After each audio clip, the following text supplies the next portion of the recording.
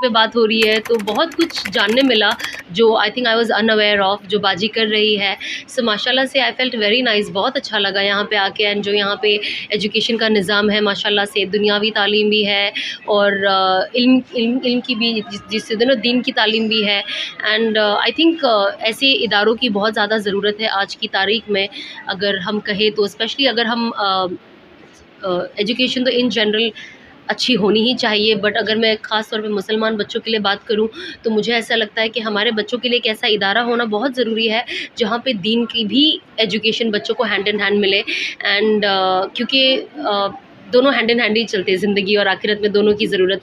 आखिरत में तो एक की ज़रूरत है, पर दुनिया में तो दो चीज़ की ज़रूरत होती है। एंड कहीं ना कहीं ऑफकोर्स जो वर्ल्डली एजुकेशन होती है एटलीस्ट आपको बहुत सारी चीज़ें सिखाती है और एक इंसान किसी पे डिपेंडेंट नहीं रहता। आई थिंक बहुत टाइम जो बच्चे बड़े होकर गुमराह हो जाते हैं, लॉस्ट हो जाते हैं, इज़ बिकॉज़ जॉब अपॉर्चुनिटीज़ नहीं है। एंड क्योंकि वो खुद पढ़े लिखे नहीं है तो उनको तिजारत का भी आइडिया नहीं है कि मैं कैसे करूँ, क्योंकि उसके लिए भी एक बेसिक एजुकेशन तो चाहिए ना, अगर आपको तिजारत भी करनी है तो आई थिंक ये बहुत ज़्यादा ज़रूरी है कि हम एजुकेशन को आम करें।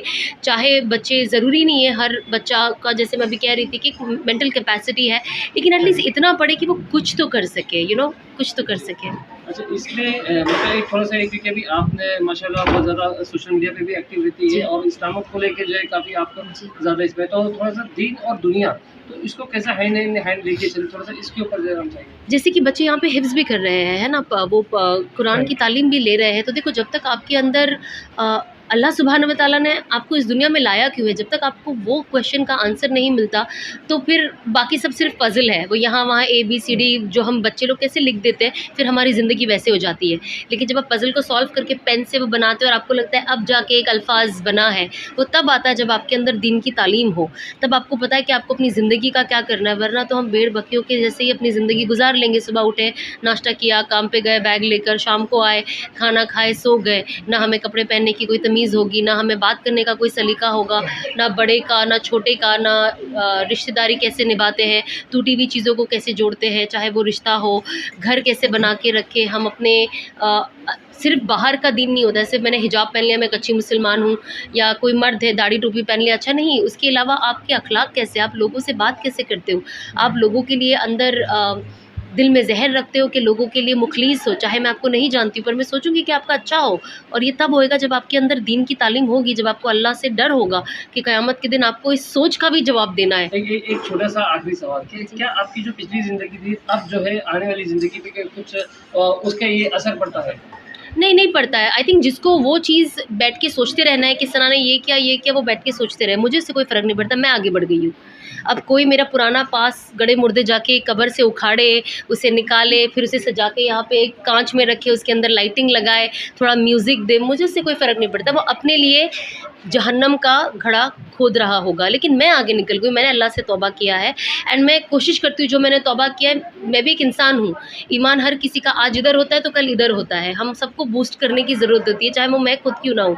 तो बस मुझे उस पर मेहनत करनी है, दैट्स इट। इसीलिए तो यहाँ पे आए हैं कि हम एजुकेशन की बात करें कि एजुकेशन कितना ज़्यादा ज़रूरी है, ताकि एजुकेशन से इंसान की ज़िंदगी में बैलेंस होती है। देखिए हर चीज़, कभी कभी लोग सोचते हैं कि अरे हम बच्चियों को क्यों पढ़ाएं, अभी इनको शादी करके जाना है, फिर घर संभालना है। बट बात एजुकेशन की, सिर्फ एजुकेशन वहाँ पे भी तो काम आता है ना।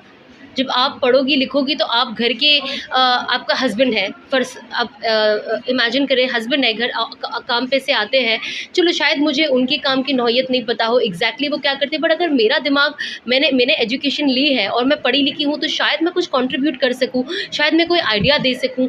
तो आई थिंक एजुकेशन आपकी ना हर तरीके से ज़िंदगी में काम आती है। जैसे कहते हैं ना खाने में एक नमक होता है, किसमें भी आपको ज़रूरत होती है उस चीज़ की, तो एजुकेशन भी आज की तारीख में वैसा है कि हमें पढ़ना बहुत बहुत बहुत ज़्यादा ज़रूरी है।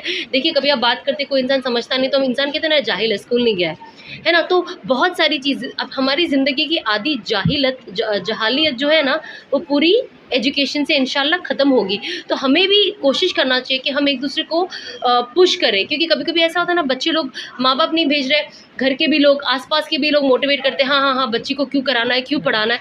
तो हमें एज अ कम्युनिटी भी, मैं सिर्फ मुसलमान होने के नाते ये बात नहीं कर रही, चाहे हम कोई भी क्यों ना हो, लेकिन जहाँ हम देखते हैं कि बच्ची के लिए हम कुछ कर सकते हैं तो हम एक ऐसा फीडबैक दे, हम हमसे अगर कोई राय मशवरा ले रहा है तो हमें कोशिश करनी चाहिए कि हम राय मशवरा उसके खैर के लिए दें, ना कि इसके लिए कि हमें सिर्फ हाँ हाँ हाँ हाँ करना है, क्योंकि वो हमारी बच्ची नहीं है तो हमें फ़र्क नहीं पड़ता है ना। हमारी सोच और हमारा जवाब इस चीज़ पे डिपेंडेंट होता है कि वो बच्ची हमसे कितने नज़दीक है।